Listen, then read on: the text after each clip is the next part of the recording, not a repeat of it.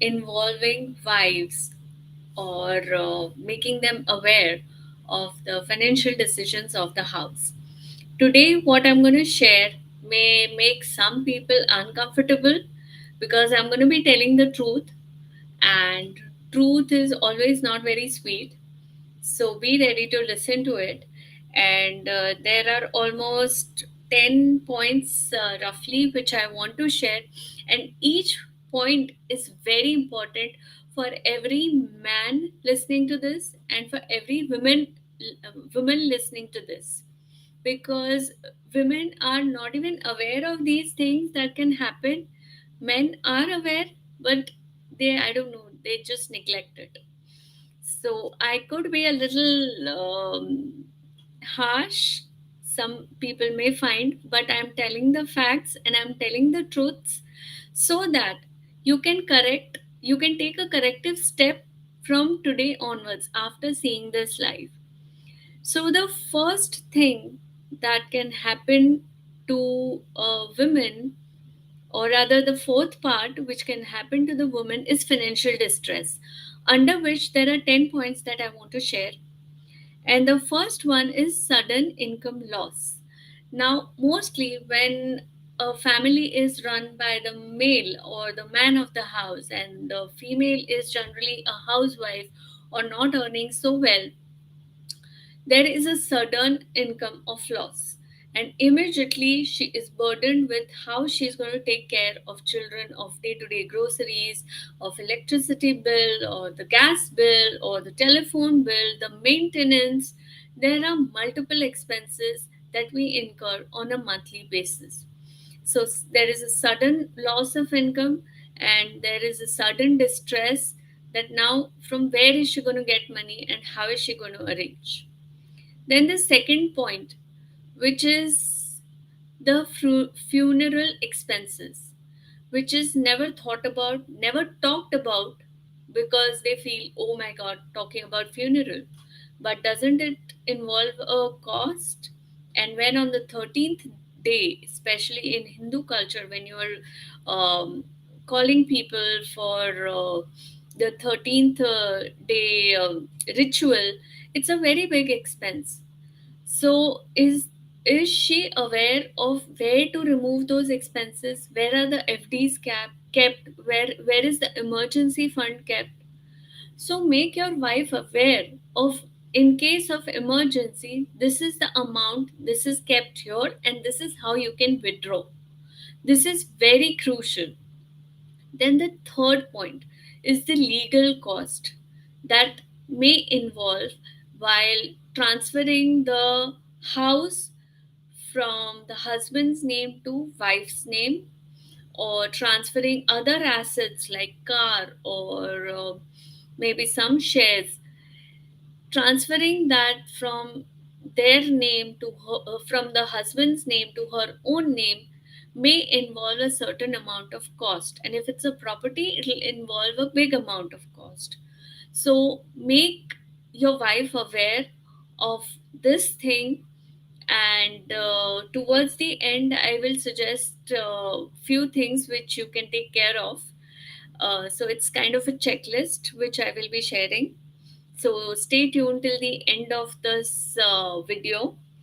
So yes, legal cost may involve in transferring the assets from husband's name to wife's name. Then insurance confusion. Many of the wives may not be aware that where my husband has insured, how much is the amount, what is the procedure of the claim, where are the documents kept, and how to go about it. So make sure that your wife is aware of these things, that in case of a mishap, this is the amount that you can claim from this company, and this is the procedure, and this is the contact person whom you need to get in touch with. This has to be very crystal clear, because she's anyways going through an emotional trauma on husband's loss, and under that she has to go through all of this, which is a whole lot of thing on her to go through. So at least, if this thing is clear, she will be less burdened in this situation where she is completely lost as to what to do. Then the next is debt and liabilities. Be sure that you share with your wife what loans have you taken and what are your liabilities that you are paying off or you will be paying off. What is the EMI that you're paying? For how long is that EMI? And what is from where, uh, which institution or which person you have taken loan? So make her aware of the loans or the liabilities that you're holding on to, because it will get very difficult for her to manage it later on. Then after that is tax implication. When the property will get transferred to her, when the mutual fund amount will get transferred to her, when whatever your XYZ sources of money will be coming to her, she will be completely clueless as to what tax she needs to pay, whom should she approach to or how should she go about it. So make sure that you maintain a file, give her the details of what needs to be done. And I will sincerely suggest investing for all the females who are listening to this. Can you just invest 5 minutes or 10 minutes every day going on a YouTube channel, going to Google and learning about finance? It's not much of a thing, it's not rocket science. If you want, you can definitely learn it, but that willingness has to be there within you to learn it. Then the next is financial instability, which is like a very, very big thing. Now, what will happen is, like when the spouse expires, people will come, they will give emotional support, they will be there with her to take care of her, to take care of the rituals, but slowly and steadily, all the relatives, all the friends will start reducing day by day. Earlier, there were 10 people coming, then there will be 5 people coming, and then there will be a point where no one will come to visit her and she will be alone to handle things. So, point over here that I'm trying to put across is everyone can give an emotional support, no one will give her financial support, that too for lifetime, which you need to seriously think about. Where is she going to sustain the children's responsibility, her own responsibility, house responsibility, and especially if you have multiple properties?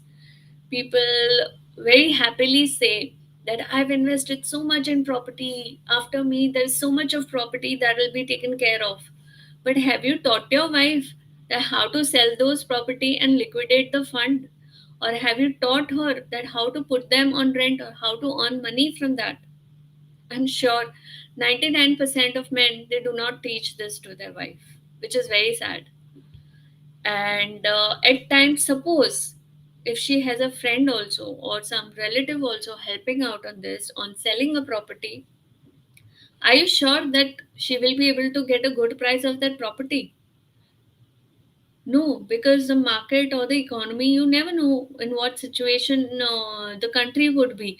Whether she will get a good price or she will have to make a distress sell and sell it in a loss. Would you want that? So, when you're thinking about investing in property, it's good. But at the same time, make her aware or uh, educate her how to liquidate the money from the property or how to make money from that property. So either of the two you need to do. And if not, then I will suggest that don't invest in property. Might as well put them in some mutual fund or some LIC or some other place, which is like a paper asset and not a physical asset. So yes, physical insecurity is very, very important for a female. Make sure you have a good cover and make sure she is aware of what needs to be done to get that amount. Then the next is child education and child marriage. Now, if there are kids, she will definitely be burdened with their education and with their marriage. In today's time, marriage could not be that important, but education does hold a lot of importance on which their career will be dependent. So make sure that you have taken a good amount of either insurance or mutual fund to fund their education till the age of 24 or 25, depending upon the career which they choose. Make her aware of emergency fund, that which I've already mentioned in my previous point. But make sure that emergency fund is always kept ready.